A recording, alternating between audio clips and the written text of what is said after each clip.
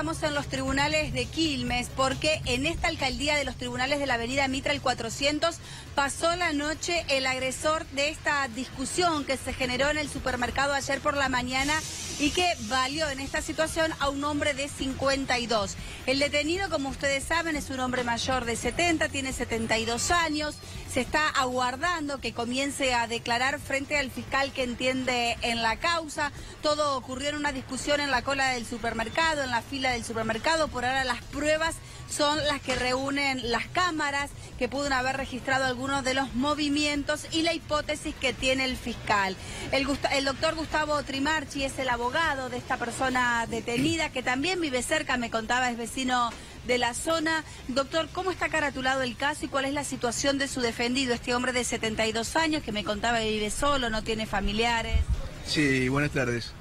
La situación de mi defendido es la siguiente. Él se encuentra alojado en esta alcaldía, está imputado en orden a los delitos de tentativa de homicidio y portación ilegal de arma de guerra. Todo ello en virtud de un hecho acaecido en el mediodía de ayer en el Hiper Carrefour de la localidad de Quilmes, en donde luego de una discusión, aparentemente, y siguiendo la línea investigativa de la Fiscalía, se habría producido este evento que hoy se encuentra en trámite por ante la UFI 3. ¿Por qué, doctor, usted habla en potencial? ¿Se habría producido? ¿No hay pruebas directas de que su defendido portaba un arma y que lo amenazó en la caja al agredido, en este caso el hombre que permanece aún internado? Mire, yo no tuve acceso a la causa porque estoy esperando que el señor agente fiscal lo indague. Ahora bien, surge de una manifestación de una cajera del hipermercado que habrían tenido no una discusión. La víctima le habría dicho algunas palabras, no sé si por una cuestión de orden de prelación en el pago de productos y demás, y creo que luego se encontraron afuera. Digo que sigo la línea investigativa de la Fiscalía porque lo tiene como imputado a mi defendido, en base a seguramente alguna prueba fílmica a la cual todavía no pudimos tener acceso.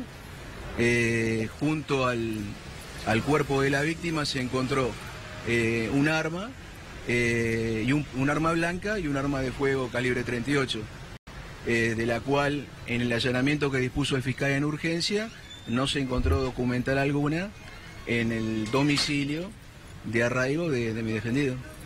Antonio, te está escuchando el doctor Trimarchi. Doctor, aquí estamos con Gabriela Karchak, Mauro Zeta, para consultarlo. ¿Cómo le va? ¿Bien?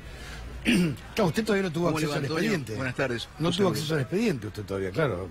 Todo es prematuro. Claro, exactamente, porque, Antonio, lo que ocurre es que en el día de ayer se dispuso el allanamiento en urgencia que comenzó a las 16 horas y finalizó prácticamente a la madrugada. Con tenencia ilegal de por armas una de guerra, cuestión... quiere decir que no tiene aportación de armas. Sí. En principio, él no tendría, si el arma fuera de él, no tiene la aportación de ese arma y de ningún arma. Ni la por las tenencia condiciones tampoco. de salud en las que se encuentra. Ah, ¿por qué? Correcto, sí. ¿Es una persona que está enferma, doctor? Y es una persona de 72 años con una vida muy particular, una persona que no tiene familia, que vive en unas condiciones a pesar de la zona en donde vive, en unas condiciones paupérrimas de vida, y creo que la depresión y la falta de tratamiento idóneo a lo largo de los años lo han llevado a una serie de patologías que padece. ¿Doctor? No solo enfermedades, sí, ya le escucho, enfermedades sí, como la diabetes, sino también otras de corte netamente psiquiátrico. Claro, evidentemente. Digo, ¿usted tiene conocimiento de esta persona previo a este acontecimiento o lo contactaron o quién lo contactó para ejercer su defensa? Me contacta él. ¿Ustedes se conocían desde antes? Sí, yo conozco a esta persona hace aproximadamente 15 a 20 años. Okay. Se lo contacta entonces, a usted, claro. Claro. Bueno, cuéntenos entonces, digo, ¿tiene antecedentes de ser una persona violenta? ¿Usted sabía que él tenía armas? ¿Había cometido algún hecho de semejante violencia y criminalidad? en tiempos pasados. En principio, sí, en principio le aclaro. No solo es una persona ajena al delito, no registra una sola entrada ni un solo antecedente a lo largo de los 72 años que tiene, y pese a su endeble estado de salud. No desconozco, digamos, la vida privada de mis clientes. Puede surgir del allanamiento que he observado una documentación que se secuestró, en donde esta persona hace más de 30 años resultaba legítimo usuario y portador de distintas armas de fuego, 2 o 3 armas de fuego, entre ellas una pistola Pietro Beretta, una calibre, otras pistolas, otras de armamento de uso civil, 22, 32. Creo que esa documentación está en la sede de la Fiscalía y se secuestró. No así las armas, porque el transcurso del tiempo desconozco qué habrá ocurrido. Era una persona que con asiduidad frecuentaba el tiro, el tiro federal que está acá en la localidad de Quilmes, en la calle Ceballos, cerca del Club Argentino de Quilmes. Así que eso es todo lo que le puedo decir al respecto, porque no he tomado conocimiento del resto de la causa. Doctor, Mauro Zeta es mi nombre, ¿cómo le va? ¿Cómo le va, Mauro? ¿Cómo está? Muy bien. A ver si estoy en lo correcto. Me dicen que de todo lo que se le encontró en la casa, cuando hablamos de varios proyectiles, algún tipo de granada y demás, creo, por lo que me dicen, hasta ahora lo verificado, el 80% de todo eso está en desuso, o sea, está inactivo. Le pregunto, entre los papeles que él tenía en la casa, ¿apareció alguna renovación, algún psiquiátrico que le hicieron a lo largo de estos años para ser tenedor o portador de arma de guerra? Me imagino que se debe hacer una revisión temporal para que alguien pueda tener en su casa, más allá de que muchas de estas armas están inutilizables, si en algún momento figura algún tipo de chequeo de su estado de salud para ser tenedor o portador de todas las armas que tenía en la casa, incluso el 38 que se supone usó. Bueno, le comento, Mauro, ya le vuelvo a repetir, a mí no me consta que el arma de guerra el 38 especial secuestrado esté registrado en el RENAR a nombre de mi defendido. Respecto del resto de las municiones que se hallaron, quiero descomprimir un poquito o poner en conocimiento cómo es verdaderamente el tema. Se hallaron 6 municiones, por ejemplo, antiaéreas. Esas municiones están en completo desuso y tienen más de 40 años. Sí, sí. Acabo de decir que están en desuso. Por eso es lo que me dijo usted. Sí. Asimismo los cargadores que encontraron. Solamente en un cofre tenía guardado algo que nadie en principio sabía que era simil a un mortero, cuyo nombre técnico desconozco porque estaban en plena individualización de ese artefacto. Pero sabe que me preocupa, doctor, y bueno, más allá de su cliente. Dígame, Mauro. Aprovechemos el momento que creo que hay una, como se dice, una directora en el RENAR, no me acuerdo el nombre, una chica muy jovencita. Más allá de cómo también estaba el doctor Meina. Sí, pero ahora no me acuerdo de una chica nueva, que era diputada del PRO, si no se me va de la mente mal. Digo, aprovechar para preguntar si existe algún control para saber qué guarda en su casa cada persona. Más allá de que el 80% de lo que guardaba su cliente estaba inutilizable. Natalia Gambaro es el nombre, sí, me salió una chica muy jovencita. ¿El RENAR hará algún seguimiento de las personas a las que le otorgó alguna vez algún registro? Digo, porque da la sensación, estoy yéndome al costado, si se quiere, no de los 5 tiros que recibe la víctima, sino que cuando la llaman a la casa, por más que algunos de los elementos están inutilizables, le secuestran todo eso, doctor. Eso me llama la atención. Sí, lo entiendo. Entiendo la inquietud, Mauro. Y desde ya le digo que no hay ningún seguimiento por parte del RENAR. Claro. Y usted lo debe vivir a diario con la cantidad de cosas que cubre. RENAR no controla y sé que nada, es conocedor de la zona. Sí. Perfecto. Usted es conocedor de la zona de Quilmes, de Florencio. Queda claro que el RENAR sabe perfectamente. No controla absolutamente nada, sino este vecino de 73 años, sea legal o ilegal, lo que tenía encima no lo puede tener adentro de una casa. Queda clarísimo. Además, en el estado en que se encontró, en una habitación, y se hace ese cofre, calculo que hacía 20 o 25 años que no se abría. Claro. Así que imagínense el estado de conservación de esos materiales. Doctor, una pregunta. No soy idóneo, pero para cualquier mortal, a todas luces, es un material que no, usted habló no que sirve para, sus clientes padece determinadas enfermedades. Sí, Antonio, diabetes, lo escucho bajito. Me dijo diabetes como enfermedad. ¿Y tiene alguna enfermedad psicológica su cliente? ¿O psiquiátrica? Perdóneme, Antonio, porque se cortó. Le preguntaba si tiene alguna... psicológica ¿O psiquiátrica?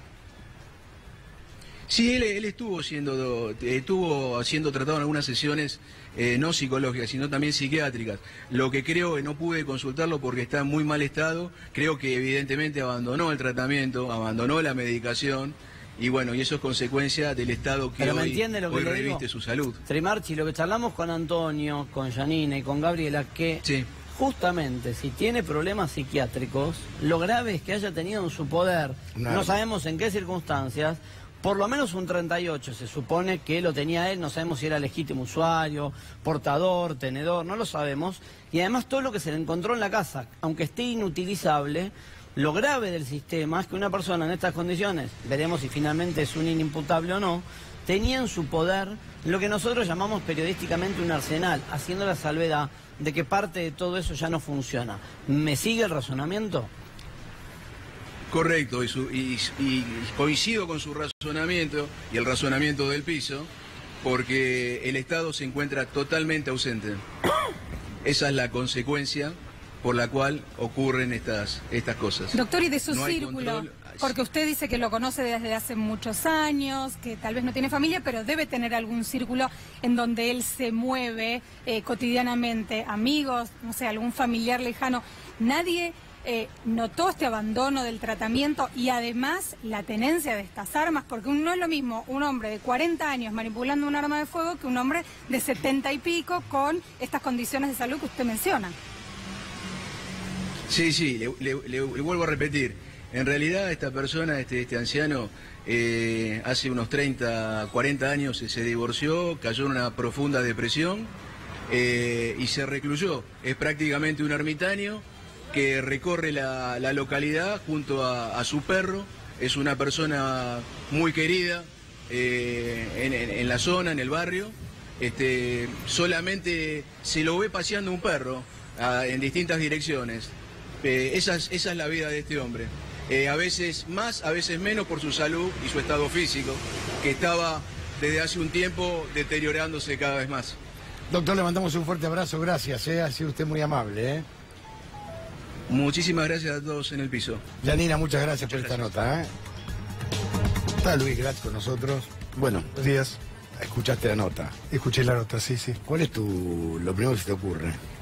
Lo primero que se me ocurre es, primero hay que diferenciar entre lo que es la agresividad y lo que es la violencia. Sí. La agresividad es un componente normal del ser humano en cierta dosis, igual que la ansiedad. ¿Qué quiere decir esto? Cuando uno es un bebé, pasa por una primera etapa de la evolución psicosexual, que es la etapa oral. La primera parte es la etapa oral de succión, donde uno chupa la teta, y la segunda es la oral canibalística, donde surgen los dientes y el ser humano empieza a expresar su agresividad al servicio de la pulsión de autoconservación. No es lo mismo ser agresivo para cazar un animal, que implica el alimento y la supervivencia, que ser violento, que es una desviación o una utilización negativa de la agresividad. Es lo mismo que, en términos futbolísticos, cuando el seleccionado argentino va a jugar el Mundial, todos esperamos que pongan un cierto nivel de agresividad, claro, que ganemos, que salgamos campeones, pero no que sean violentos, porque eso implica una penalización. O sea, cierto nivel de agresividad sería natural si hay en juego el afán de sobrevivir. En este caso particular no tiene nada que ver con la supervivencia. En este caso particular es una problemática de machismo entre hombres. Últimamente estamos acostumbrados a ver la problemática del machismo entre hombres y mujeres, entendiendo que el machismo es la mirada despectiva del hombre hacia la mujer, el sentimiento de superioridad que el hombre cree tener, erróneamente por supuesto, por sobre el sexo femenino. Cuando el machismo se da entre hombres, lamentablemente pasan estas cosas, donde un hombre desafía al otro y necesita imponer una cierta imagen de poderío físico, porque cree que si no lo hace, vivencia eso como una cuestión de sumisión femenina, como si lo estuvieran sodomizando. O de cobardía.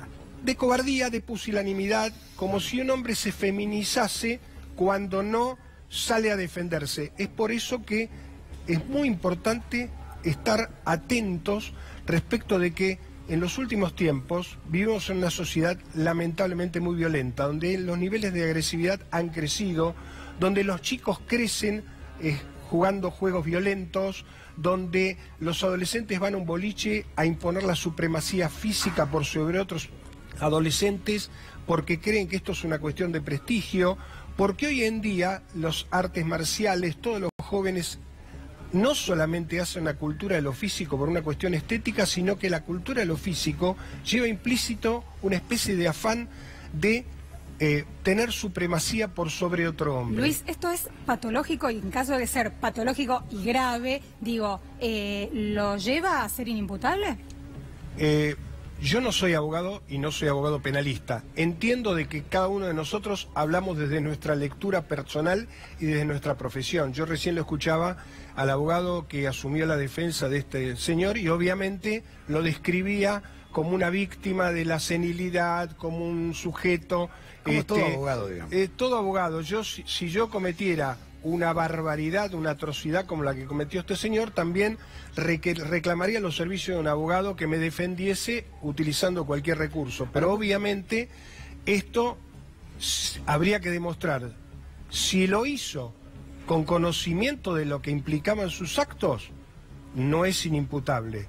Si en su estado mental en ese momento desconocía la importancia y lo que estaba haciendo, eso lo transformaría en inimputable. Ahora, obviamente cualquiera sabe, una persona que tiene un desequilibrio muy grande sabe que si disparo, mato. Sí. Por supuesto que sí. El cuerpo. Es más, no está claro si ya la tenía encima, porque alguna versión daba cuenta que fue hasta la casa y volvió, no le daría el tiempo, podría haberla llevado consigo. Y la estrategia defensista ya la está esbozando el doctor Trimarchi, me parece que va por la cuestión psiquiátrica, ¿no? ¿Sabes a qué me hace acordar? Lo hablábamos con Luis antes de entrar al aire, esto del machismo, de la competencia macho contra macho y la mirada del de afuera. ¿Te acordás del caso de Pablo Piccioli? Iba por la autopista, se le cruzó mal a otro automovilista, lo fue a buscar en el peaje, se bajó del auto y le pegó un tiro y lo mató.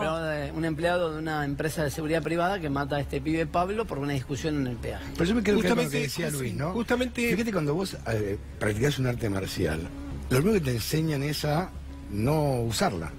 Que es para competir nada más. Eso si tenés eso cambió todo. Eso si tenés un grado de sanidad mental donde sabés canalizar la agresividad en un sentido positivo. Vos, es más, una persona que sabe pelear, una persona que confía en sus fuerzas, en general no tiene miedo y entonces no va armada. Y no es violento tampoco. Exactamente, al contrario, es pacífico. Puede ser pacífico. Y justamente hay una cuestión que es interesante. Entre los animales, cuando se pelean dos lobos machos y uno gana, el otro tiene lo que se llama un ritual de apaciguamiento. Le muestra el cuello para decirle algo así como: me has ganado, me sometiste, fuiste más fuerte que yo, fuiste más hábil que yo. Entre los seres humanos, lamentablemente, ¿cuál es la gran diferencia? La gran diferencia es que el ser humano tiene una instancia patológica que es el ego, el narcisismo, que es la que nos impide tolerar, aceptar que existen los derechos del otro, que existe la posibilidad de perder, hay alguien que es más violento que yo, hay alguien que está más loco que yo, y yo necesito, en esos casos, no exponerme a situaciones de agresividad. Esto es muy importante, sobre todo entre los jóvenes, los adolescentes, los que manejamos autos. Uno nunca sabe con quién se va a cruzar. Es más, en esta anécdota, una persona está haciendo la cola y de pronto se encuentra con un señor de edad que lo amenaza, y entonces nadie puede pensarse que una persona en su sano juicio va a tomar venganza con un acto de semejante magnitud porque alguien se le anticipó en la cola en el supermercado. O alguien lo insultó o consideró que le faltaban el respeto. Y esto cualquier excusa va a ser utilizada para agarrar el arma y arrancar a los tiros. Claro. Arma blanca y arma de fuego. Es que no es cualquier excusa, es que hay una personalidad previa de un sujeto paranoico con un narcisismo extremo donde siente que no es una excusa banal, sino que le faltaron el respeto, lo sometieron, él quedó como un cobarde, es un pusilánime y él tiene que defender su buen nombre, su apellido, claro, su hombría de bien. Es inaceptable en su cabeza, digamos, Totalmente, una situación semejante. porque su ego le impide aceptar que tenemos que ser tolerantes, tenés que poder tolerar que alguien se te cole en la cola porque pretende hacerla más rápido que vos, claro, o porque lo hizo involuntariamente. Ojo, porque el O sea, paranoico... vos decís convivir con el maleducado. Ojo, Hay que ser tolerante con el maleducado. hay que poder ser tolerante en general, Sí, sí, sí. con el bien educado, con el mal educado, y hay que poder partir de la premisa de pensar bien del otro. Si yo pienso mal del otro, si yo estoy en una situación paranoica, siempre voy a encontrar un motivo, una falta de respeto, una agresión, una falta de respeto a mi hombría, y voy a sentir la necesidad de reivindicarme patológicamente, como en este caso. En ese sentido, yo creo que los seres humanos tenemos que desarrollar la tolerancia a la frustración. La salud mental tiene que ver con... Vos diste algo que... Yo lo hablaba el otro día con un amigo, ¿no? Es la poca tolerancia a la frustración que tiene la mayoría de la gente. Exactamente. Es no aceptar un no por respuesta o aceptar que me salió mal. No solamente eso, Antonio, sino que además, cuando una persona no tolera la frustración y actúa violentamente y consigue sus objetivos a través de la violencia, va a tener una tendencia a repetir esa modalidad. Cuando te va bien siendo violento, cuando generas miedo, cuando generas vergüenza, cuando generas culpa, cuando impones tu voluntad omnímoda y caprichosamente y te va bien, lo que tenés es una tendencia a repetir esto. Es como el ladrón sale, roba, le va bien, Sigue. redobla la apuesta, siente que ese es el atajo, el camino fácil. Bueno, lo mismo pasa en este caso. ¿Por qué tenemos poca tolerancia a la frustración? Tenemos poca tolerancia a la frustración porque o fuimos muy sobreprotegidos de niños, no nos expusieron a determinado nivel de frustración y desarrollamos esa tolerancia a la frustración, o porque tuvimos una infancia muy desgraciada y juntamos un nivel de resentimiento muy grande porque estuvimos expuestos a un exceso de frustraciones, y entonces en algún momento de la vida sentimos que llegó el momento de ejercer nuestra venganza, que la culpa la tiene la sociedad, la culpa la tiene el otro, Claro. y de algún modo Es yo... el traslado, ¿no? De la culpa. Exactamente, la proyección, Claro, en términos más proyección. psicoanalíticos sería la proyección. Me quedo con algo que decía Antonio, es ser tolerante con el maleducado. En realidad, decía Antonio, ser tolerante con el maleducado, decía ser tolerante con el maleducado porque no sé cómo termino, porque no sé con quién me cruzo. claro. Tengo que ser... Tenés que ser tolerante. Tengo que también, ser ¿no? tolerante pero con ¿es esto? cualquiera, Claro, en la vida hay con que ser cualquier otro, tolerante. porque muchas veces cometemos errores, omisiones, maltratamos a los demás sin darnos cuenta. No siempre hay una intencionalidad O nos consciente en equivocamos. ejercer un daño. Exactamente. Es un error. Ahora, si pensamos bien del otro, tenemos que desarrollar esa tolerancia y, por supuesto, ¿cuál es mi consejo? Mi consejo es, tenemos que sacar alguna enseñanza de esto, y es, tenemos que deponer el machismo, tenemos que deponer el narcisismo. Los hombres tenemos que poder aceptar que alguien que tiene más fuerza que yo, que tiene más poder que yo, que me impone, aunque sea algo caprichosamente, tengo que poder tener la humildad de aceptar esa situación, perder ese pequeño combate, en vez de exponerme a ir a la guerra y estar expuesto, como en este lamentable caso, a la alienación de un sujeto que además ni siquiera sabemos si estaba alcoholizado. Para traducir, que vos en esto nos puedes ayudar. El hombre que termina con los 5 impactos de bala. No tenemos el diálogo que han tenido ni qué es lo que genera el estado de conmoción en esa fila. Vamos a suponer que es cierto que el hombre mayor le reprocha al otro que le estaba ganando el lugar en la fila.